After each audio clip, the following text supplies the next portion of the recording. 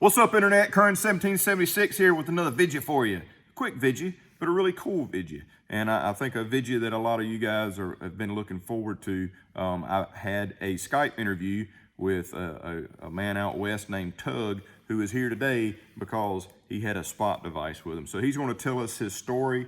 You're kind of going to see a little introduction again, but I wanted to do a new introduction to it.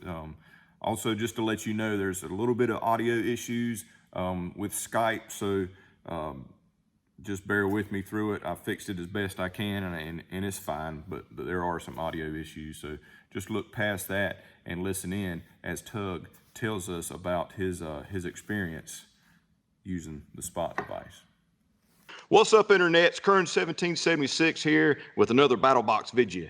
And as you saw me open in Mission 71 of BattleBox, I had this here little spot, Gen 4 right here.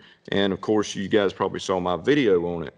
And I also mentioned I have a really cool interview with a person, one of many people who are glad they're here today because they were carrying a spot tracking device. So I've got Tug Lieberman here, and he is a really cool guy, a really great guy, a man after my own heart. He's got animals on the wall and has got a nice fireplace behind him. So I would like to introduce everybody to Tug here, and he's going to tell us a story of how the spot device is allowing him to speak with us today here on Skype here, and you're watching on YouTube. So how you doing, Tug? Doing well, Brandon. Thank you for that introduction. Yeah, I dig the mustache, man. I dig it. Well, I tell you, if I could grow a beard, I'd be having a beard like yours. You're rocking that beard. I appreciate it, man. I appreciate it. I've heard a little bit about your story, but I basically I told the lady at that spot, I was like, look, I don't want to hear no more, because Tug sounds like a guy that can really tell a story, and the fact that you know, all that happened to you is really remarkable. So I guess just kind of tell us what you do, kind of, you know, a little bit of a biography, if you will, and tell us a story about how, you know, carrying a spot tracker device helped you out so that you can sit here today with us and talk via the internet. Well, to get things started, I have been known to stretch the truth on occasion when I'm telling campfire stories. This is the gospel truth. There is no addition. There is no fetch on this. This is what it is. Spot saved my life. And a little background is I've been riding pretty much all my life off and on. I got serious riding, and I don't mean motorcycles or bicycles, talking mules in the 30s. And I'm in my mid-60s now, so back in those days, you didn't have anything. You got broke up in a crash up on the mountain, you're pretty much done for. When the spot came out, my wife picked it up for me about 2013, 2012, somewhere in there, because she was worried that I was riding and packing. When I say packing, I don't mean putting a pack on my back. I mean putting on them force. They've got 4 feet, a lot more than I can. So, when you're in the backcountry, especially here in northwest Montana, we have a wilderness area called the Bob Marshall Wilderness. The Bob Marshall Wilderness is about 1.5 million acres, about 120 miles long and about 70 miles wide, and the only way to get in is on foot. There's no vehicles allowed. So when I would go packing in there on occasion in my youth, talking 40s, 50s, I would go by myself, which made my wife just a little bit uncomfortable. She got me the spot just for her own peace of mind, because with the spot you can send several different text messages. I have a Gen 3 now. But the most important part in it is they have an SOS button. So if you get knocked out of the saddle, roll down a hill, get stepped on or kicked or whatever, and there's no way you're going to get out. If you hit that SOS button, I'm lucky enough here to have 2 Bear Air and also Air Medevac life flight from Kalispell Hospital. And it's just put her mind at ease. So having that in mind, basically my incident, and I've never used it other than to say, hey honey, I'm here at camp, and hey honey, I'm coming home. I'd never used the SOS tag. And on July 11th of this year, 2020, I was down in Dillon, Montana area, a little town of Melrose, and I was helping a friend look for some cattle. Big cattle ranch come up short when they move cattle one pasture to the next. So his wife and couple of gals that ride with her asked me if I wanted to come along, and I said, well, I wouldn't. So trailered out to the area, and after about a half hour, 45 minutes of looking for the lost cattle, we found them on a steep ravine toward the top of a mountain that was steep in and of itself. So we formulated a plan, and I was going to kind of be the ride and drag. I was going to kind of push them from the top, and the other gals were going to kind of corral them from the sides and get them down so we could get proper pasture. Well, I hadn't realized that one of the gals had gotten behind me on her horse, and her horse spooked at something. I'm not a horse rider, I'm a mule rider, I'm proud of it. And I got a brand new mule that I only had about 4 months. And when her horse spooked, that being the gal behind me, my mule, and so as he started going from a walk to a trot down a pretty steep hill, I reached over and tried to grab some extra rein to rein him back and to rein him away from where the cattle were on this very steep terrain that was covered with rocks. And let's say on the right side was rocks and cattle, on the left side was dirt. And I figured out pretty quick if I had to bail off, I'd rather bail off into the dirt and the sage rather than into the rocks and the sage. Apparently when this gal went by me, she either went real close or bumped me because the mule I was riding decided he was going to make a hard right-hand turn. And as the old saying is, where the head goes, the body will follow. So I lost the foot out of my left stirrup, my head went forward, and body mass took over, and I exited my saddle. And the rock that I hit is kind of unique. Is about 2 feet wide, about 18 inches high, and about 12 feet long. It's shaped like a stick of butter, but not like like a rock. And I fell on rocks before. This was a hard rock. Later on, I found out talking to the trauma surgeons that the impact that I had, I probably hit the corner of the rock because the injuries that they saw is real common to high-speed automobile crashes. So bounced across the rock 5 times, came to the end of it and fell off. And I tried to catch my breath but couldn't. Gals tried to help me up to get me back in the saddle, and I couldn't get up, so I knew that I was pretty well hurt. And I've broken ribs all of my life. It's not a big deal. You do that, and it hurts, and you get by. So I hit the SOS, and 15 minutes later, medevac showed up from the hospital and took me to the first hospital. They really couldn't provide the care that I needed, so I was metaflighted up to Kalispell Hospital. There they found that I had 11 broken ribs out of 12 on my left side. The little wings that are on the side of the vertebrae, all of those were broken off of the left side. I had a punctured diaphragm, and my stomach was starting to creep into the hole in the bottom of the diaphragm. My left lung was dilated and filled with blood.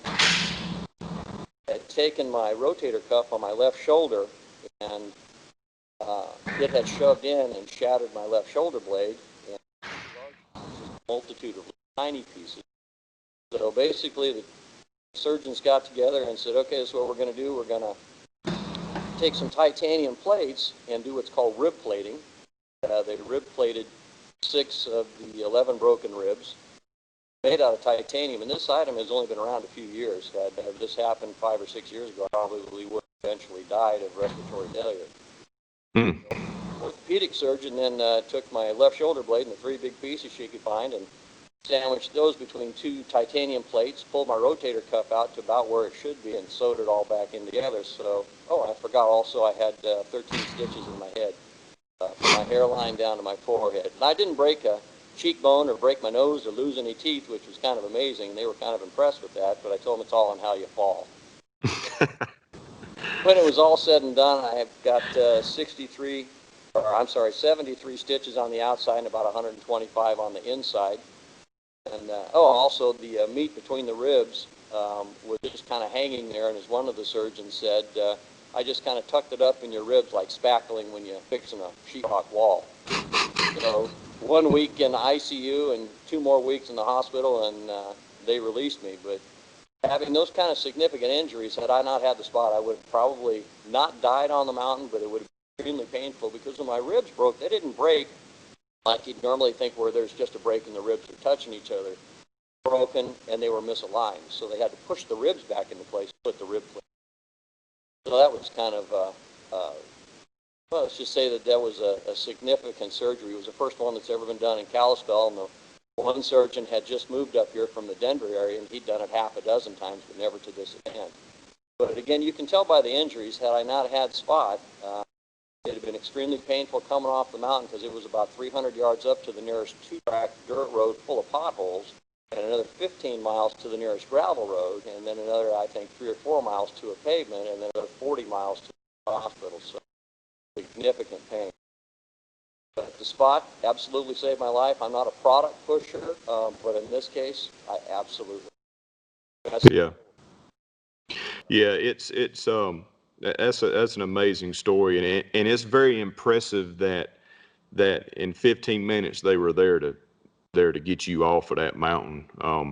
In some cases, I mean, where I live in a fairly rural area, and I don't think even just calling the normal 911, other than maybe a sheriff deputy that may be close by, I don't think I'd have anybody out here medical wise in 15 minutes. So that's pretty impressive, that they got to you that quick. And I kind of attested it too in the video. It's like you push the button and the Avengers show up. So Well, the only thing missing on this was I didn't hear the bugle call from the cavalry coming. Also for those loved ones who are worried about usually the guys, because sometimes we don't exercise the most common sense or the best security until you get older, up pretty good. The good thing about this too is when Spot has an activation for an SOS, they call the emergency contact. Yeah, dispatcher from Spot kept my wife well informed of everything that was going on as far as the notification, transport to the hospital, put her in the ER doctor, kept her well informed. So that she was a little bit, how can I describe this? I've been injured a couple times before, and she's been a solid gal. yeah, yeah, that's really good, and that's good peace of mind too.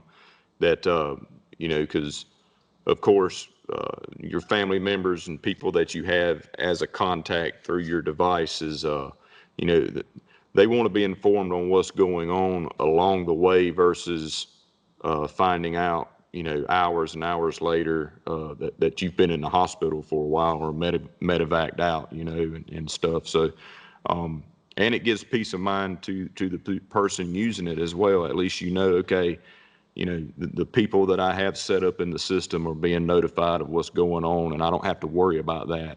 And they're professionals, so I'm sure they know how to manage people who are in a lot of distress over it. Try to keep them calm, let them know that everything is going to be all right. They're in the best hands that they can be in at the moment, and that's a good thing. So it's not only for the user, right? It's for the user's family or friends and family, whoever they have, logged in as contacts and such. So it's a really cool device. And I think, I'm a big hunter, and Lord knows the times that I could have been injured and almost injured. Here in the Southeast, we climb a lot of trees to hunt out of. And there's many, many, many hunters every year that get injured, severely injured to the point where they pass away, and even, injured and die right there at the tree because of falling, because like you say, sometimes us men don't use a whole lot of common sense. They make devices, fall restraints and things like that for us to use, but some of us, oh, I'm not going to wear my seatbelt kind of attitude, right? And those people end up getting injured pretty bad. Matter of fact, a real close friend of mine, one of his friends, last year he fell from a tree hunting and actually got impaled by a smaller tree. So he landed on a smaller tree, and luckily he was hunting with some people that were close to him, and he didn't come back to camp, so they went looking for him and found him. And he's still not over that. I think he's been through several, at least 15 surgeries since then, trying to fix everything that was damaged when he landed on that tree, amongst broken bones and things like that. And he's just now getting to where he's able to be home on a regular basis and not having to like be looked after every minute of the day. So had his friends not been with him, had he done what I do sometimes, just go hunting alone, if he had one of these, he could have got attention real quick. If not, he probably would have died out there.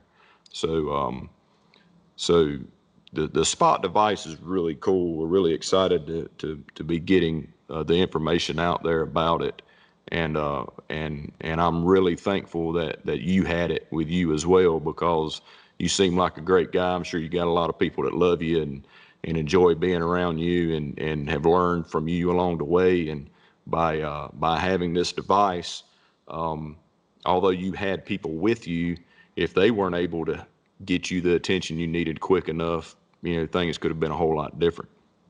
Absolutely. The closest house was about 3.5 miles away, and one of the gals did ride over there at Mach 2, make a phone call, and the sheriff showed up just about the same time as the helicopter. Really briefly on that, too, the dispatcher who called from Spot kept my wife informed about every 10 minutes, so that she was aware of what was going on. More importantly, too, living up here in northwest Montana, we don't have a lot of cell coverage. There's a lot of places you go and there's cell coverage. So if you come across a crash, an automobile crash, you can still hit the spot, and there's still going to be a medevac response for whoever is crashed. And one of the other things that Spot provides, insurance for helicopter rides. They quit giving those helicopter rides away a while back, and they're kind of pricey. Yeah. You're also going to save some money. Hospitals don't mind performing the service, but they also are a profit business. Got to cover the cost, and helicopters are very expensive. So again, I can't say enough good about Spot. They will always be with me in my truck or in my saddlebag. Oh, and by the way, the Spot unit that I had, after it was all said and done, came through without a scratch, not a nick. Yeah, yeah, they are very rugged, for sure. They are very rugged. Incredibly rugged. But yeah, man, I mean they're small, they don't take up any space. They keep you connected. Like you said, you can set a message sequence in there for, hey, I'm in camp for the night, everything's well, or hey, I'm on my way home. And with the Gen 4, you can actually send the your like a special link to certain people you want, and as long as you got it turned on, they can go to that link and see about where you're at. So even, you know on the kind of bad side of it, let's say something were to happen to somebody alone, and they actually passed, and they weren't something happened to where they couldn't push the buttons. A loved one could notice, several hours has gone by, I haven't heard anything out of them. They can look up the link, and they can see that that device has not moved for several hours, which would give a clue that something could be wrong, and they could ask for help, as well. So having one of these on you, especially as small as it is and as easy as it is to use, even if you're injured, if you could just push one button, you can get the help you need. So I think it's an excellent company and an excellent device for sure. So You hit on it. It's just one button. I am techno challenged, and I don't mind admitting that to the world. And if you're out there and you're older and computers or cell phones you don't feel comfortable with, I still have a flip phone to give you an idea about the technological level that I'm at. And it is absolutely the simplest thing in the world. It's really important when adrenaline gets going or you're injured and shock starts setting. It's a one-button push. And yeah, yeah, excellent product. Plus that it fits in the front pocket of about any shirt. It's only about the size of a couple of soda crackers. hmm Again, excellent product. Absolutely. Well, great, man. I appreciate you hanging out with me for a few minutes and hearing your story. And being honest with you, I don't want to be a stranger. I'm sure you've got a lot of really cool stories that I'd love to sit down and listen to, for sure. But There's always truth in everything, like they say. yeah. What do they say at the movies based on a true story? Yeah, one of these times we get together around the fire, have a shot of some brown alcohol or some brown refreshment, and tell some stories. I imagine you've got a couple, three for me also. Oh, I've got a few, but man, that's one of I enjoy sitting down with people and having conversations like that, especially guys that are into the stuff that you are into. Y'all always have really good stories, and to be quite honest with you, I've met quite a few people out in your area. I've been out in that area hunting. I used to film hunts, and everybody I've met out there are the best storytellers ever. It's just something like they can tell a story that it's like a book talking to you, and they just suck you right on in. They give you every detail, and you feel like you're in the story with them. So I definitely going to be hitting you up just to chit chat for sure. I'm looking forward to it, and thanks for inviting me to be on your show. It's the product that you give out is something very unique, and it's for a special kind of person. And I guess if you're a teetotaler and wear yoga pants, and I hope it doesn't offend too many people, I appreciate it. But if you're of the right mind, Brandon and I think you'll enjoy the products that they put out. They're a quality product at just an incredibly reasonably priced item, and you won't be disappointed. Yeah, definitely. Definitely not too expensive to potentially save your life or save somebody else's life for sure. So whether you're into just weekend camping, weekend warrior, to prepping, to whatever, to riding mules and herding cattle like Tug here, this right here is going to be a great device for you to have. And all of Pro and Pro Plus subscribers from Mission 71 to Battle Box, you got your hands on one. Yeehaw. So thanks, Tug. Good talking with you. Thanks for hanging out with us. And I'll be calling you soon, buddy. Great, Brandon. Thank you. Have a Merry Christmas and a Happy New Year. You too, buddy. I tell you what, Tug's a really cool guy, and I think I've just got myself a new friend to talk with on occasion out west. What an awesome storyteller, and a really good testament to the Spot device. If you're not 100% sure what the Spot device is, I'll have a link down below to a fairly extensive video I did on it. You guys can check that out. If you don't have a Spot device, I recommend you get one. If you do have a Spot device through our subscription service at BattleBox with Mission 71, I really want to encourage you to use the setup coupons that we sent with the device and start using it, because you never know when you might need it. Yeehaw. Let me know what you guys think down in the comments below, and I'll see you next time with another Vidja. Yeehaw.